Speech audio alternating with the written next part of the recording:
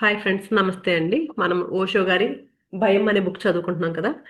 ముందు రోజు ఏం చెప్పారంటే, మనకి భయము అంతర్గత భావము రెండు ఉంటాయి మన లోపల. మీరు దేన్ని ఎంచుకుంటారా అనేది మీ ఇష్టము. కానీ మీరు ఆ భయాన్ని ఎంచుకోకుండా అంతర్గత భావాల్ని ఎంచుకోండి. ఎందుకంటే అంతర్గత భావాల ద్వారానే మీ లోపల ఉన్న అస్తిత్వం మీతో మాట్లాడడానికి ట్రై చేస్తూ ఉంటుంది. అందుకని అంతర్గత భావాలనే ఎంచుకోండి. మీరు భయపడకుండా వాటినే నమ్మి వాటినే మీ మతంగా చేసుకోండి. ఆ అంతర్గత భావాలని మీ మతంగా చేసుకోండి. అలా చేయాలంటే మాత్రం భయాన్ని వదిలిపెట్టేయాలి. ఒక్కో మతము ఒక్కో సంప్రదాయం ఉంటాయి. అంటే ప్రతి మతానికి కొన్ని కొన్ని నమ్మకాలు, కొన్ని కొన్ని సంప్రదాయాలు ఉంటాయి కదా. ఎవరంటే ఏం చేస్తారంటే, ఈ మతంలో ఏదో బాగాలేదని, ఈ సంప్రదాయాన్ని పాటించలేమని వేరే మతంలోకి మారుతాము స్వేచ్ఛగా ఉండాలి అనేసి. కానీ ఆ మతంలో ఇంకో రకం దానికి ఏదో భయపడుతూ ఉంటాము. అందుకని ప్రతి మనిషి కూడా ప్రత్యేకమైన వాడే. అందరూ ఎవరినో వచ్చి మార్గం చూపండి, మార్గం చూపండి అని నన్ను కూడా అడుగుతూ ఉంటారు. అది మాత్రం ఎవరిని అడగద్దు. ఎందుకంటే మీరు ధైర్యంగా ఎలా నడవాలో చెప్పగలుగుతాను, కానీ నేను ఎలాంటి మార్గాన్ని చూపించలేను అని చెప్తూ, ఎవరైతే సాహసంతో ఉంటారో వాళ్ళే అందరూ నడిచే దారిలో కాకుండా వాళ్ళే ఒక మార్గాన్ని సృష్టించుకుని ఆ మార్గంలో ధైర్యంగా అడుగులేస్తూ ఒంటరిగానే సత్యాన్ని చేరుకుంటారు. అక్కడ కేవలం వాళ్ళు మాత్రమే ఉంటారు అని. రకరకాల సిద్ధాంతాల్లో రకరకాల చెరసాలలో, అంటే ఒక్కొక్క సిద్ధాంతం, ఒక్కొక్క మతాలు, ఈ మతం కాదు ఆ మతం, ఆ మతం కాదు ఈ మతం అని మారుతూ ఉంటారు కదా. అన్ని మతాలు చెరసాలే, ఆఖరికి నేను చెప్పే దాంతో కూడా అని చెప్తున్నారు ఈయన. నేను చెప్తున్నా నా సిద్ధాంతాలు, అంటే ఎవరి సిద్ధాంతాలు వాళ్ళకు ఉంటాయి కదా. అవి ఒక బోను, ఆ బోన్లో చిక్కుకుపోతున్నారు మీరు. ఆ చెరసాల పేరు మారుతుంది అంతే. ఇది కాదు అది, అది కాదు ఇది అని. అందుకని అలాంటి వాటి విషయంలో ఎలా జాగ్రత్తగా ఉండాలో నేను మీకు బోధిస్తాను అని నిన్న చెప్పుకున్నాము. ఈ రోజు ఏం చెప్తున్నారంటే, ప్రేమ ఎలా నడిపిస్తే అలా నడవండి. రూమీ అని ఒక ఆయన ఉన్నారంట. ఆయన కవితలో భయం చెప్పిన దారిలో వెళ్లకుండా మీ అంతర్గతంలోకి వెళ్ళండి. ముందు రోజు ఏం చెప్పిన దాంట్లో కూడా అదే ఉంది కదండి. ఇది కూడా ఆయన కూడా అదే చెప్తున్నారంట, మీ అంతర్గతంలోకి వెళ్ళండి, భయం దారిలో వెళ్ళకుండా అని. ధ్యానంలో ఏదో తెలియని శూన్యానికి చేరుకున్నప్పుడు నాకు చాలా భయం వేస్తోంది, దాన్ని ఎలా అర్థం చేసుకోవాలో, దాంతో ఎలా స్నేహం చేయాలో దయచేసి చెప్పండి అని ఒకళ్ళు అడుగుతున్నారు. అంటే మనం కూడా చాలా మంది చూడండి, ధ్యానం చేస్తూ ఉంటారు, చాలా మంచి స్థితిలో ఉంటారు, వాళ్ళు శూన్య స్థితిలోకి వెళ్ళిపోతారు. అలాంటి వాళ్ళు ఎక్కువ భయపడతా ఉంటారు. అమ్మో ఏంటో నాకేం తెలియట్లేదు, నాకు భయం వేస్తుంది, కళ్ళు మూసుకుని కూర్చోవాలంటే అంటారు. అలాగే ఒక డౌట్ అనమాట ఇది. అయితే ఈయన ఏం చెప్తున్నారంటే, మెవ్లానా రూమీ ఆయన కవితల్లోని పదాలు అత్యంత ప్రాముఖ్యత కలిగినవి. అనేక మంది హృదయాలను దోచుకున్న అలాంటి వ్యక్తులు చాలా అరుదుగా ఉంటారు. సూఫీల ప్రపంచంలో రూమీ ఒక చక్రవర్తి. అతని కవితలలోని పదాలు మామూలు మాటలు కావు. వాటిని పరమ నిశ్శబ్దానికి మూలాధారాలుగా, అంతరంగ తరంగాల అపురూప గీతాలుగా అర్థం చేసుకోవాలి. ధ్యానం కోసం అతను ఒక ప్రత్యేకమైన విధానాన్ని రూపొందించారు. చిన్నపిల్లలు ఒక చోట నిలబడి చేతులు చాపి గిరగిరా తిరిగే విధానమే అతని ధ్యాన పద్ధతి. మనం కూడా చిన్నప్పుడు ఉప్పులు గొప్ప అని తిరిగే వాళ్ళం కదండి. అది అలా తిరగడం అంట, అది ఒక ధ్యాన పద్ధతి అని చెప్పారంట ఆయన. చిన్నపిల్లలు అలా తిరుగుతున్నప్పుడు కళ్ళు తిరిగి పడిపోతారో అలా తిరగకండి అని పెద్దలు వారిని వారిస్తారు. కానీ అలా తిరిగే విధానమే రూమీ ధ్యాన పద్ధతి. శరీరం సహకరించినంత వరకు అతను గంటల తరబడి అలా గిరగిరా తిరుగుతూనే ఉండేవాడు. తనంతట తాను ఎప్పుడూ ఆగేవాడు కాదు. అలా తిరుగుతున్నప్పుడు కేంద్రంలో ఏమాత్రమూ కదలకుండా నిశ్శబ్దంగా ఆగిపోయిన క్షణం ఒకటి వచ్చేది. ఆ కేంద్రం చుట్టూ శరీరం తిరుగుతున్నా ఏమాత్రం కదలనిదేదో ఆ కేంద్రంలో ఉండేది. అదే అతని ఉనికి. అంటే ఎప్పుడైతే అలా తిరుగుతూ తిరుగుతూ ఉంటాడో అనేది ఆ శూన్యాన్ని కనెక్ట్ అయ్యేవారంట. అప్పటి వరకు తనకు తనైతే అసలు ఆగేవారు కాదంట. ఒకసారి రూమి అందరి ముందు ధ్యానం పేరుతో ఏ మాత్రము ఆగకుండా 36 గంటలంట గిరగిరా తిరిగి కింద పడిపోయి కళ్ళు తెరిచి చూడగానే అతనికి అంతా కొత్తగా అనిపించిందంట. 36 గంటలంట చూడండి, అలా తిరుగుతూనే ఉన్నాడంట ఆయన ఆగకుండా. అతని చుట్టూ ఉన్న వాటిలో చాలా మంది అతనికి పిచ్చి పట్టింది అనుకున్నారు. ఎందుకంటే ఎవ్వరూ అతను చేసింది ధ్యానము అని చెప్పలేరు, నాట్యము అని కూడా చెప్పలేరు. అలాగే అది ధార్మికతకు, ఆధ్యాత్మికతకు సంబంధించిన విషయము అని కూడా ఎవరు చెప్పలేరు. కానీ 36 గంటల తర్వాత అతను చాలా కొత్తగా, తాజాగా, దివ్య కాంతితో వెలుగొందుతూ నూతన చైతన్యంతో మళ్లీ జన్మించినట్లుగా ఉండడంతో అందరూ తమ కళ్ళను తానే నమ్మలేకపోయారు. అతనికి పిచ్చి పట్టింది అనుకున్న వాళ్ళందరూ పశ్చాత్తాపడ్డారు. అతని తర్వాత 12 శతాబ్దాలకు పైగానే కాలం గడిచింది, అయినా అతని భావజాలం ఇంకా సజీవంగా ప్రవహిస్తూనే ఉంది. అంటే ముందు చాలా మంది అసలు నిజంగా ఆ నిజమేంటి అని తెలుసుకునేటప్పుడు ముందు చెప్పినప్పుడు ఏంటంటే అందరూ ఇలా పిచ్చివాళ్ళలాగే చూస్తారండి. ఇలా ధ్యానం చేసుకుంటే రోగాలు పోతాయి అన్నాం అనుకోండి, అందరూ ఏంటి మనం పిచ్చివాళ్ళ కింద జమకడుతూ ఉంటారు. కానీ నిజంగా దానిలో ఉన్న సత్యం ఏంటో తెలుసుకుంటే అప్పుడు వాళ్ళు కూడా ఆ మార్గంలోకి వస్తారు. అలా ఫస్ట్ లో ఈయన్ని అందరూ పిచ్చి పట్టింది అనుకున్నారంట, కానీ ఇప్పటికి కూడా 12 శతాబ్దాల తర్వాత కూడా ఇప్పటికి కూడా సజీవంగానే ఉందంటండి అది ఆయన చెప్పింది. అంతకాలం నిరంతరాయంగా కొనసాగుతూ ఆధ్యాత్మికంగా ఎదిగిన ఉద్యమాలు కొన్నే ఉన్నాయి. వారిని సూఫీ భాషలో డెర్విష్ అంటారు. అనుభవించి తెలుసుకునే వరకు కేవలం అలా గిరగిరా తిరిగితే మీరేంటో మీకు తెలుస్తుందంటే మీరు ఏ మాత్రమూ నమ్మలేరు. కానీ అలా చేస్తే మీ ఉనికి మీకు అవగతమై మీ చీకటి తొలగిపోతుంది. అప్పుడు మీరు అశాశ్వతమైన దాని నుంచి బయటపడి శాశ్వత జ్యోతితో వెలుగొందే అస్తిత్వపు అమర తీరాలకు పయనిస్తారు. అందుకు నియమ నిష్టల స్వీయ హింసతో పని లేదు. అంటే మనం చూడండి, ఏమైనా చేయాలంటే ఉపవాసం అని చాలా రకరకాలుగా నియమనిష్టలు ఉంటాయి. ఇప్పుడు పూజలు చేయాలన్నా రకరకాల పద్ధతులు ఉంటాయి కదండి, ఇలా ఉండాలి అలా ఉండాలని. దీనికి నియమనిష్టలు ఏమీ లేవు. మన అస్తిత్వంతో మనకి కనెక్ట్ అవ్వడానికి చాలా దగ్గర దారి ఇది. ఒకసారి మీరు అనుభవిస్తేనే దానికి తెలుస్తుంది. మీరు కూడా దాన్ని ఆచరిస్తేనే మీకు అర్థమవుతుంది అదేంటో అని చెప్తూ రూమీ పదాలని చాలా జాగ్రత్తగా అర్థం చేసుకోవాలి. ఎందుకంటే అతను ఎక్కువగా ఏమీ చెప్పలేదు, కేవలం కొన్ని కవితలను మాత్రమే చెప్పారు. భయం చెప్పిన దారిలో వెళ్లకుండా మీ అంతర్గతంలోకి వెళ్ళండి అని అతను చాలా చక్కగా విప్లవాత్మకంగా చెప్పారు.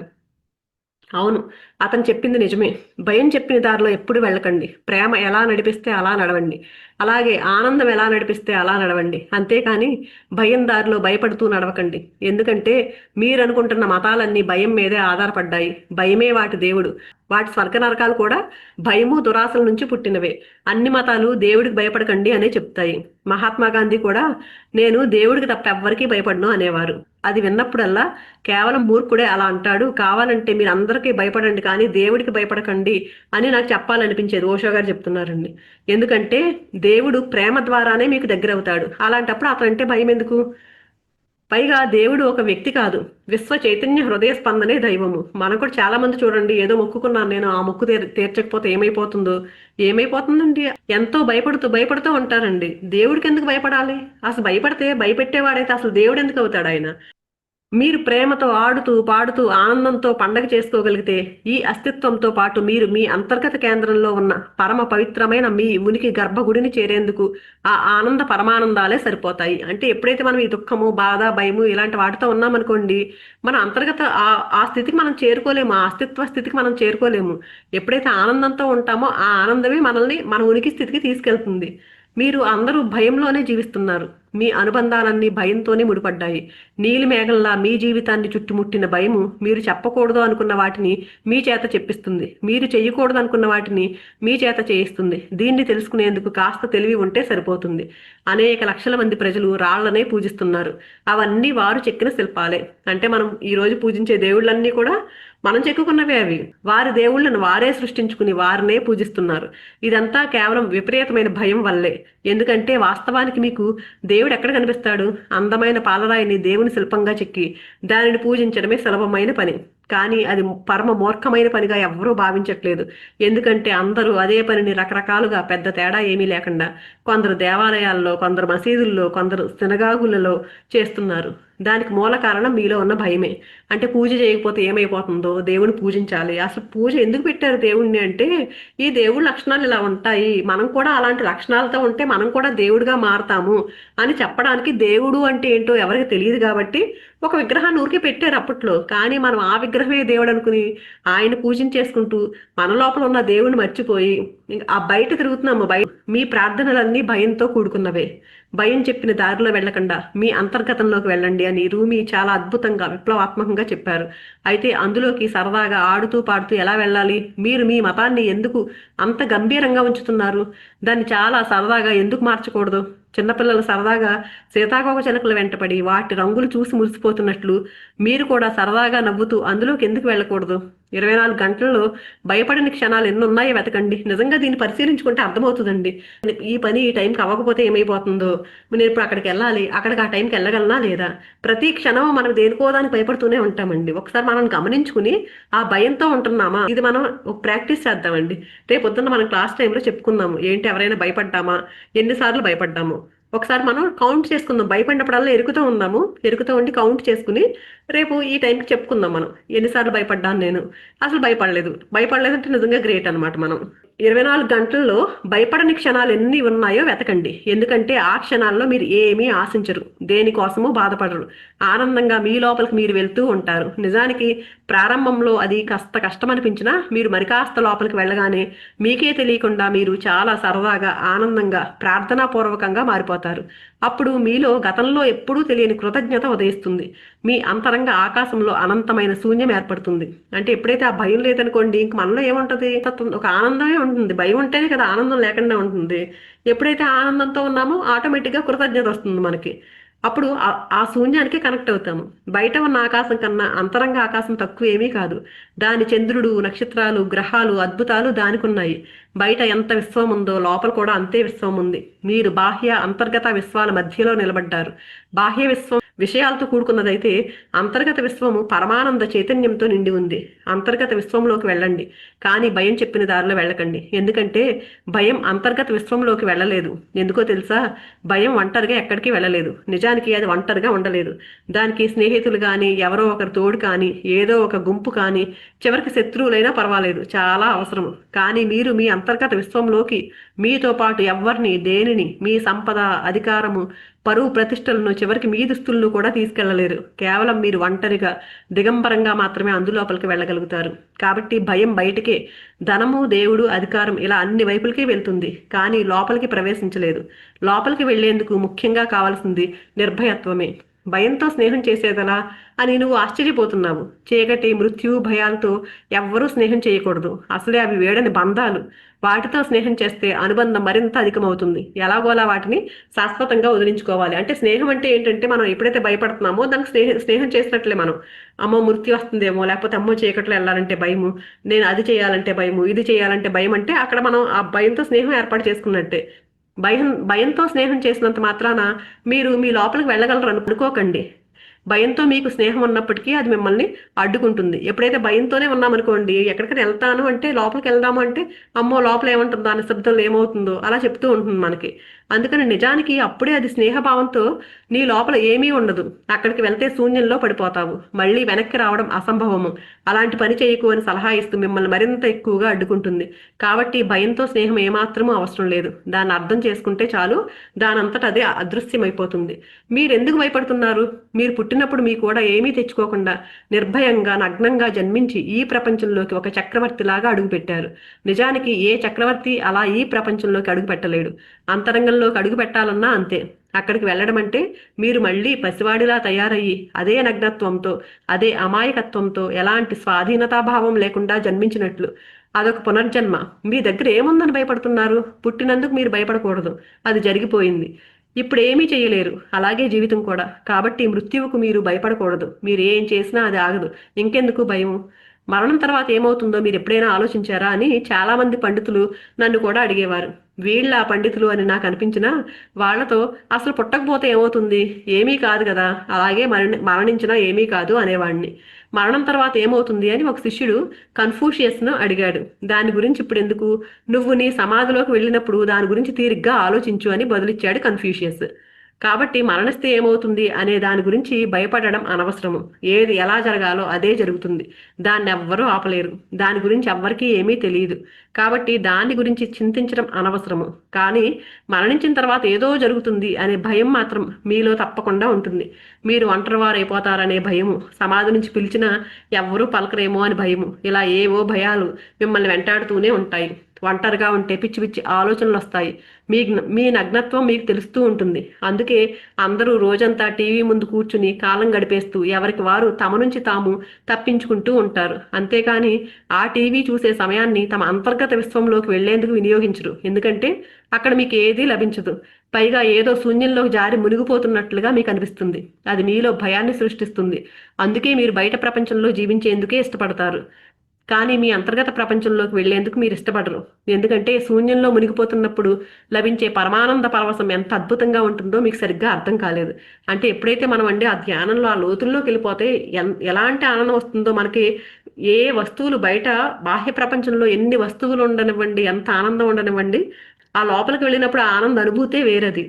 అందుకని అది తెలియాలంటే దానిని తెలుసుకోవాలనే అభిరుచి ఏమాత్రము భయపడకుండా అడుగు ముందుకు వేసే తెగింపు మీలో ఉండాలి. ప్రయోగాత్మకంగా మీరు తెలుసుకోవడమే నాకు కావాలి. అంటే ఎవరో పక్కన వాళ్ళు చెప్పడం కాదండి, మనకు మనం దీన్ని ఎప్పుడైతే ప్రాక్టీస్ చేస్తామో, ప్రతిరోజు సాధన చేస్తామో మనం కూడా తెలుసుకోగలుగుతాం ఆ ఆనందాన్ని. కానీ మీ నమ్మకంతో నాకు పని లేదు. అనేక వేల మంది మార్మికులు తమ లోపల ఏముందో అనుభవపూర్వకంగా తెలుసుకున్నారు. అలాగే మీరు కూడా ప్రయత్నిస్తే దాని గురించి మీరు కనీసం ఊహాత్మకంగా అయినా తెలుసుకోగలిగే అవకాశం ఉంది. బహుశా మీరు కోల్పోతున్నదేదో ఉంది. మీ ఉనికిలోకి ప్రవేశించేందుకు భయపడాల్సిన పని లేదు. కాస్త తెలివి సాహసంతో అడుగు ముందుకు వేసే ధైర్యము, ప్రేమించే హృదయము, కాస్త హాస్య చాతుర్యము ఉంటే చాలు. అలాంటి వారికి ఆశీర్వాదం లభిస్తుంది. జీవిత పరమార్థం తెలుస్తుంది. గంభీరంగా ఉండే వ్యక్తులు దీనవదనాలతో బయటే నిలబడి నిరర్ధకంగా జీవిస్తూ ఉంటారు. అలా కాకుండా భయపడుతూనే ఉన్నామనుకోండి, ఎప్పుడు ఇంకా బయట బాహ్య ప్రపంచంలోనే ఆ దుఃఖాలతో ఆ దిగుళ్ళతో ఉంటారు. గుర్ర పందాలలో అదృష్టం బాగా కలిసి వస్తుందని ఫాదర్ మర్ఫీ అని ఒక ఫాదర్ విన్నాడంటండి. తన చర్చి అభివృద్ధి కోసం డబ్బు సంపాదించాలనుకున్నాడంట. కానీ అతని దగ్గర గుర్రాన్ని కొనే డబ్బు లేదు. ఎలా అయినా సరే పందెంలో పాల్గొవాలని భావించి అతను ఒక గాడిదను కొని పందెంలో నిలబెట్టాడంట. ఆశ్చర్యంగా ఆ పరుగు పందెంలో అతని గాడిదకి 3వ స్థానం దక్కిందంట. అప్పుడు ఫాదర్ గాడిద తన ప్రతిభను చూపింది అని క్రీడా వార్తల్లో ప్రత్యేకంగా ప్రచురించారంటండి. ఎంతో సంతోషపడ్డాడంట ఫాదరు. ఆయన తన గాడిదని ఇంకొక పోటీలో నిలబెట్టాడంట. ఈసారి దానికి ఫస్ట్ ప్లేస్ వచ్చిందంట. వెంటనే ఫాదర్ గాడిద చరిత్ర సృష్టించింది అని ఒక ప్రత్యేక శీర్షికతో మళ్ళీ ఆ న్యూస్ పేజ్ ఉంటది కదా, అందులో మళ్ళీ పబ్లిష్ చేశారంటండి. ఆ తరహా ప్రచారానికి కలత చెందాడంట. ఆ పైన ఈయన కంటే పైన ఉంటాడు కదా ఆ బిషప్, ఆ ఫాదర్ మర్ఫీ గాడిద ఇక నుంచి పోటీల్లో పాల్గొకూడదు అని ఆర్డర్స్ పాస్ చేశాడంట. ఎందుకంటే ఏదైనా వార్తే కదా, వెంటనే అది కూడా వార్త అయిపోయిందంట. ఫాదర్ గాడిదను నిషేధించిన బిషప్ అని మళ్ళీ అదొక స్పెషల్ అంటే ప్రత్యేక శీర్షిక కింద వార్తగా వెలువడిందంట. మళ్ళీ అది చూసిన బిషప్ చాలా కోపం వచ్చేసిందంట. మండిపడిపోతూ వెంటనే ఆ గాడిదని విడిచిపెట్టేయమని ఆ ఫాదర్ మర్ఫీకి ఆజ్ఞలు జారీ చేశాడంట. వెంటనే ఫాదర్ మర్ఫీ తన గాడిదను సిస్టర్ తెరీసాకి ఇచ్చేశాడంట. వెంటనే అది కూడా మంచి గాడిదను దక్కించుకున్న క్రైస్తవ సన్యాసిని అని ఒక ప్రత్యేక శీర్షికతో మళ్ళీ ఒక ప్రధాన వార్తగా అయిపోయిందంట అది. ఆ వార్త చదివిన బిషప్కు మతిపోయిందంట, స్పృహ తప్పినంత పడైందంట. వెంటనే అతను ఆ గాడిదను అమ్మేయమని సిస్టర్ తెరీసాకు ఆర్డర్ వేశాడంట. మళ్ళీ వెంటనే ఆవిడ ఆ గాడిదను $10 అమ్మేసిందంట. ఆ తర్వాత రోజు బిషప్ అతని గదిలో హఠాత్తుగా మరణించాడంట. ఉన్నాడంట, పేపర్ గట్టిగా పట్టుకుని ఉన్నాడంట. ఆ పేపర్ అలాగే ఉందంట ఆయన చేతిలో. అందులో ఏముందంట, మంచి గాడిదను $10 అమ్మేసిన క్రైస్తవ సన్యాసిని అనే వార్త ఒక ప్రత్యేక శీర్షిక కింద వచ్చిందంట. అంటే కాస్త నవ్వు, కాస్త హాస్య చాతుర్యము, పసితనపు అమాయకత్వం ఉంటే చాలు. మీకు పోయేదేమీ లేదు కాబట్టి భయం ఎందుకు? ఒట్టి చేతులతో వచ్చాము, అలాగే ఒట్టి చేతులతో పోతాము. అలా పోయే ముందు అంతర్గత ప్రయాణం అనే సాహస కార్యం చేయాలి. దుస్తుల వెనకాల దాగి ఉన్న అస్థి పంజరంలో ఉన్నదెవరో, అతను ఎలా పుట్టి, ఎలా పెరిగి, ఎలా ప్రేమలో పడి, చివరికి ఏదో ఒక రోజు చనిపోయి ఎవ్వరికీ తెలియని ప్రదేశానికి ఎలా పోతాడో తెలుసుకోవాలి. ఇదంతా కేవలం ఎవరి ఉనికిని వారు తెలుసుకునేందుకు పడే ఆరాటమే. అది అతి సహజము. కాబట్టి దేనికి భయపడాల్సిన పని లేదు. తర్వాత శూన్యంలో మునిగిపోవడము. శూన్యంలో మునిగిపోవడం గురించి తలుచుకుంటే చాలు నాలో విపరీతమైన భయము, దడ, వణుకు పుడుతున్నాయి. దయచేసి దాని గురించి కాస్త వివరంగా చెప్పండి అని ఒకళ్ళు అడిగారు. అడిగితే ఈయన ఏం చెప్తున్నారంటే, శూన్యం అంటే ఏదీ లేని, ఎలాంటి ఆక్రమణలకు గురికాని ఖాళీ ప్రదేశము. మీలో ఏదీ లేనప్పుడు, మీరు ఎలాంటి ఆక్రమణలకు గురి కానప్పుడు మీరు శూన్యంగా ఖాళీగా ఉన్నట్టు. Empty mind is the devils workshop అనే అర్థం లేని సామెత ఒకటి ఉంది. అంటే ఖాళీగా ఉండే మనసు పిశాచిలాగా ఏవో పిచ్చి పిచ్చి పనులు చేస్తుందని అర్థము. కానీ సత్యం దీనికి పూర్తిగా వ్యతిరేకము. Empty mind is the god's workshop అనాలి. అంటే ఆ ఖాళీగా ఉండే మనసే దైవంలా దివ్యమైన పనులు చేస్తుందని అర్థము.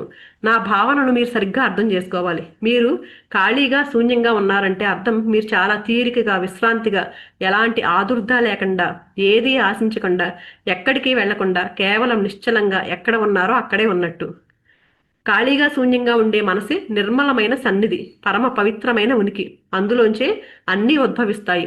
ఎందుకంటే శూన్యంగా ఉండే పరమ పవిత్రమైన ఉనికి నుంచే ఈ చెట్లు, ఆ నక్షత్రాలు, పక్షులు, జంతువులు, కొండలు, నదులు, సముద్రాలతో పాటు మొత్తం ఈ అస్తిత్వం అంతా ఉద్భవించింది. అంటే శూన్యంలోంచే కదండి ఈ సృష్టి అంతా ఉద్భవించింది కూడా. మీరు, నేను, మనము, మనతో పాటు బుద్ధులందరూ కూడా పరమ పవిత్రమైన ఈ ఉనికి నుంచి ఉద్భవించిన వారమే. పరమ పవిత్రమైన ఉనికిలో మీరు ఉన్నారంటే అర్థం మీరు దేవుళ్ళలో ఉన్నట్టే. అంటే మీరే దేవుడు అన్నమాట. అంటే మీరే శూన్యము. అంటే మీరు ఎలాంటి ఆక్రమణలకు గురి కాలేదన్నమాట. ఒకవేళ మీరు ఎలాంటి ఆక్రమణలకు గురైనా ఈడెన్ పూదోట నుంచి మిమ్మల్ని గెంటేస్తారు. అలా కాకపోతే మీరు మళ్ళీ ఈడెన్ పూదోటలోకి వస్తారు. అంటే మీరు మీ ఇంటికి వచ్చినట్లే. అంటే ఈడెన్ పూదోట అంటే ఏంటంటే ఒక స్వర్గం లాగా అనమాట. అంటే మీరు ఆనందంగా ఎప్పుడైతే ఉంటామో మనం అక్కడ ఉంటామో, లేకపోతే అక్కడి నుంచి గెంటేస్తారు. నిజానికి మనసులో ఎలాంటి ఆలోచనలు లేకపోతే ఏది నిత్యమో ఏది శాశ్వతమో అది అక్కడ ఉంటుంది. అదే సత్యము. కేవలం శూన్యంలో మాత్రమే కలయికలు విలీనాలు ఉంటాయి. మీ మనసు శూన్యమైనప్పుడే సత్యం కోసం మీరు తెరిచి ఉంటారు. అప్పుడే సత్యం మీలో ప్రవేశిస్తుంది. 3 రకాల మానసిక స్థాయిలు ఉన్నాయి. మొదటిది విషయంతో కూడిన చైతన్యము. పగలు రాత్రి కూడా మీ మనసు ఎప్పుడు ఏవో కోరికలు, ఆలోచనలు, ధ్యేయాలు, దురాశలు, కోపతాపాలు వంటి అనేక విషయాల రద్దీతో నిండి ఉంటుంది తప్ప ఖాళీగా ఉండదు. అంటే మెలకువలో ఉన్నప్పుడు, నిద్రిస్తున్నప్పుడు కూడా మీ మనసులో ఆ రద్దీ ఉంటుంది. ఆ మెలకువలో ఉన్నామనుకోండి, అప్పుడు ఆ రద్దీ గురించి ఆలోచించడము అంటాము. దాన్నే నిద్రిస్తున్నప్పుడు ఆ రద్దీని కలగనడము అంటాము. రెండింటి విధానం ఒకటే అయినా కలగనడం అనేది చిత్రాలతో కూడుకున్నది. అంటే కళలు మనకి కనిపిస్తాయి కదండి, ఆ చిత్రాలన్నీ చూడగలుగుతాం కళల్లో. అంతే తేడా. చిన్నపిల్లలు బొమ్మల ద్వారా చాలా మాటలు నేర్చుకున్నట్లు, చక్కగా ఆలోచించినట్లుగా కళలు చిత్రాలను ఉపయోగిస్తాయే కానీ ఎలాంటి భావాలను ఉపయోగించవు. అందుకే కలగనడం అనేది కాస్త పురాతనమైనది. ప్రాచీన మానవుని ఆలోచనలలో కూడా కొన్ని బొమ్మలున్నాయి. అతి ప్రాచీన భాషలన్నీ బొమ్మలతో కూడుకున్నవే. ఉదాహరణకు చైనీయుల భాష బొమ్మలతో కూడుకున్నది. దానికి ఎలాంటి అక్షరాలు లేవు. రాత్రి కాగానే మీరు మీ పగటి అధునాతన జీవితాన్ని మరిచిపోయి ఆది మానవుడిగా తయారయ్యి బొమ్మలతో ఆలోచించడం ప్రారంభిస్తారు. మానసిక విశ్లేషకుని అంతర్దృష్టి చాలా విలువైనది. అతను మీ కలలను పరిశీలిస్తాడు. వాటిలో మీ వాస్తవం చాలా వరకు తెలుస్తుంది. ఎందుకంటే మీరు మరీ ఆది మానవుడు అవడం వల్ల ఎవరినీ మోసం చేసేందుకు ప్రయత్నించరు. కాబట్టి మీరు చాలా నిజాయితీగా ఉంటారు. పగలు మీ చుట్టూ ఒక రకమైన వ్యక్తిత్వము అనేక పొరలుగా ఆవరించి ఉంటుంది. అది మిమ్మల్ని తన పొరలలో దాచేస్తుంది. అందువల్ల మీ అసలు స్వరూపాన్ని కనుక్కోవడం చాలా కష్టము. అందుకు మీరు చాలా లోతుల్లోకి వెళ్ళాలి. అది మిమ్మల్ని బాధిస్తుంది. అందువల్ల మీ లోపల మనిషి ఆ పని చేయనివ్వదు. కానీ రాత్రి కాగానే దుస్తులు విడిచి పక్కన పెట్టినట్లుగా మీరు మీ వ్యక్తిత్వాన్ని కూడా పక్కన పెట్టేస్తారు. ఎందుకంటే మీరు ఎవరితోనూ మాట్లాడకుండా మంచం మీద ఒంటరిగా ఉంటారు కాబట్టి దాని అవసరం లేదు. మీరు పూర్తిగా మీరైన ప్రపంచంలో ఉంటారు తప్ప ఈ ప్రపంచంలో ఉండరు. కాబట్టి మీరు తప్పించుకోవాల్సిన అవసరం కానీ నటించాల్సిన అవసరం కానీ లేదు. అందుకే మానసిక విశ్లేషకులు మీ కళలను పరిశీలిస్తారు.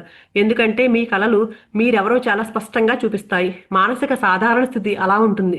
అనేక విషయాలతో కూడిన చైతన్యమే అది. అంటే మనం మెలకుగా ఉన్నాం అనుకోండి, మెలకుగా ఉన్నప్పుడు ఏంటంటే మన ఆలోచనలు వస్తూ ఉంటాయి. కానీ మనం ఏంటంటే మన మనసు మనల్ని ఆడిస్తూ ఉంటుంది. ఆ టైంలో మనం అనుకుంటాం నేను చాలా గొప్ప, నేను చాలా నిజాయితీగా ఉన్నాను, నేను చాలా ఎరుకుతూ ఉంటున్నాను, నేను అన్ని మంచి పనులే చేస్తున్నాను, ఇలా అనుకుంటూ ఉంటాము. కానీ అది నిజమా కాదా అనేది మనకు కూడా తెలియదు. ఎప్పుడైతే నిద్రపోతామో ఆ నిద్రలో ఈ ఒక వ్యక్తిత్వాన్ని ఏర్పాటు చేసేసుకుంటున్నాం పగలు మెలకువతో ఉన్నప్పుడు. ఆ వ్యక్తిత్వంతో ఏంటంటే నేను ఇది, నేను అది, ఆ వ్యక్తిత్వంతో ఉంటున్నాం మనము. ఎప్పుడైతే నిద్రపోతామో ఆ వ్యక్తిత్వాన్ని పక్కన పెట్టేస్తాము. పక్కన పెట్టేసరికి కళల్లో అసలైన మనం ఏంటో మనకు తెలుస్తుందంటే. అందుకే ఈ సైకాలజిస్టులు అంతా ఏమైనా ప్రాబ్లం ఉందని వెళ్ళారనుకోండి, ఆ సైకాలజిస్టులు అంతా మీ కళలు ఎలాంటి కళలు వస్తాయి మీకు అనేది అడుగుతారు. ఎందుకంటే కళల్లో అసలైన మనం ఏంటో అనేది తెలుస్తుందంటండి. అక్కడ ఏమి మనం నా వ్యక్తిత్వం ఇది అన్నట్టు దాన్ని నటించడానికి ప్రయత్నించరు. అక్కడ రియల్గా మనం ఏంటి అనేది అక్కడ అర్థమవుతుంది కళల్లో. ఎందుకంటే మానసిక సాధారణ స్థితి అలా ఉంటుంది. అనేక విషయాలతో కూడిన చైతన్యమే అది. అది చైతన్యం.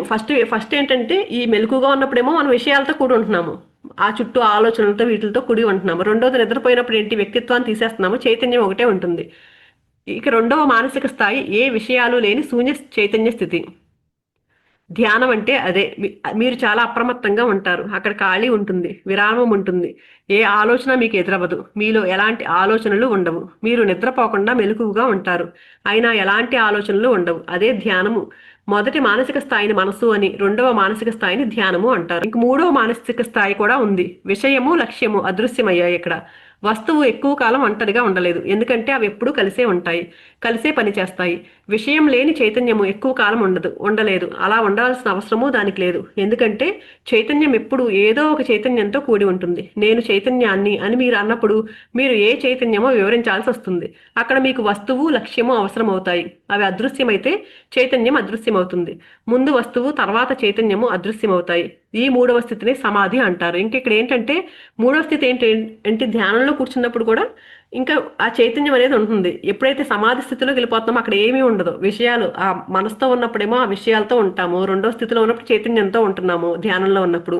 ఈ మూడవ స్థితి సమాధి స్థితికి వచ్చేసరికి ఆ విషయాలు, ఈ చైతన్యము అన్ని మాయమైపోతున్నాయి. దాన్ని సమాధి అంటారు. ఈ స్థితిలో ఈ విషయము చైతన్యము ఏమీ ఉండదు. కానీ అవి లేని స్థితిని అచేతన స్థితి కాదు అని గుర్తుంచుకోండి. అది ఒక అత్యున్నత చైతన్య స్థితి, ఇంద్రియాతీత చైతన్య స్థితి. ఆ స్థితిలోని చైతన్యము తన చైతన్యంతోనే ఉంటుంది.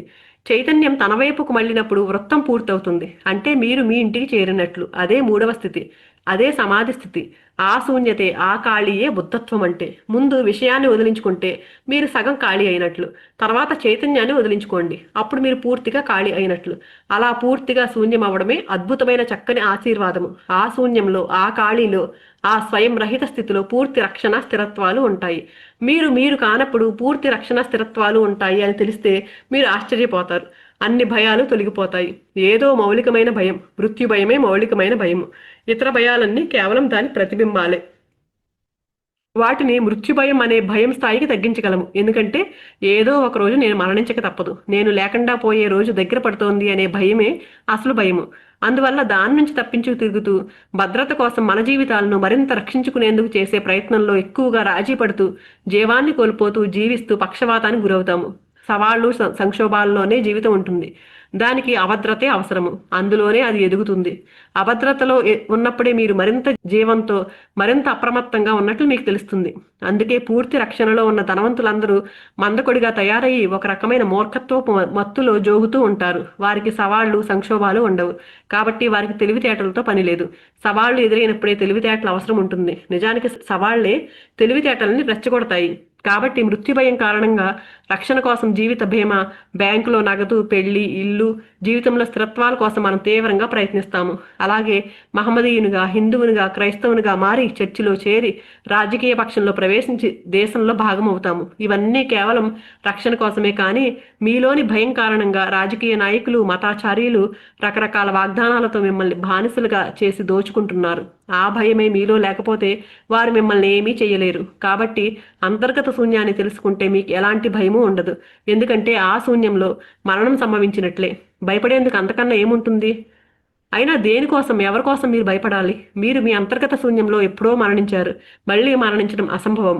ఇక మిమ్మల్ని భయపెట్టేటెవరు?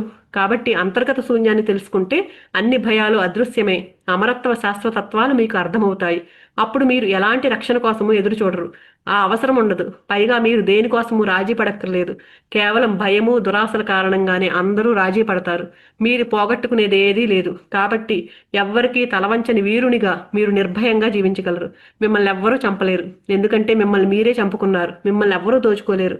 ఎందుకంటే మీరు అవన్నీ వదులుకుని శూన్యంలో లీనమై మీరే శూన్యమయ్యారు. అప్పుడు మరణం అసంభవము. కాబట్టి విరుద్ధంగా అనిపించిన ఆ శూన్యంలోనే అద్భుతమైన రక్షణ, భద్రత, స్థిరత్వాలు మీకు లభిస్తాయి.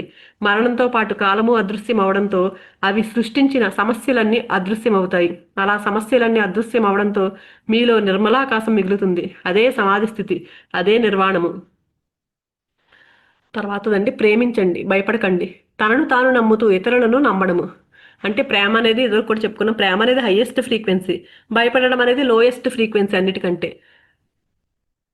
తనను తాను నమ్ముతూ ఇతరులను నమ్మడము. జీవించేందుకు రెండు మార్గాలే ఉన్నాయి. ఒకటి ప్రేమిస్తూ జీవించడము, మరొకటి భయపడుతూ జీవించడము. దాదాపుగా అందరూ భయపడుతూనే జీవిస్తున్నారు. ప్రేమ మార్గం తెలుసుకునేదాకా భయం దారిలో బతకాల్సిందే. ఎందుకంటే ప్రేమ లేని స్థానాన్ని భయం ఆక్రమించుకుంటుంది. మీరు ప్రేమించగలిగితే భయం అదృశ్యం అవుతుంది. ప్రేమించే క్షణంలో మృత్యువు కూడా మీ దగ్గరికి రాలేదు. జీవితంలో మృత్యువును జయించేది ప్రేమ ఒక్కటే. అన్ని భయాలు మృత్యువుతో ముడిపడినవే. కాబట్టి ఒక్క ప్రేమ మాత్రమే మృత్యువును జయించగలదు. కాబట్టి నేను చెప్పేది ఒక్కటే, భయం గురించి ఎక్కువగా ఆలోచించకండి. అలా చేస్తే అది మిమ్మల్ని తన కంట్రోల్లోకి తీసుకుంటుంది. అప్పుడు మీరు మీకే తెలియకుండా దానికి సహకరిస్తూ దాని వశమైపోతారు.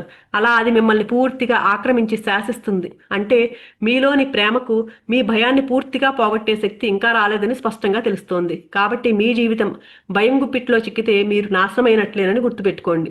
భయం రోగం కాదు, అది కేవలం ఒక లక్షణం మాత్రమే. దానికి చికిత్స లేదు, ఆ అవసరమూ లేదు.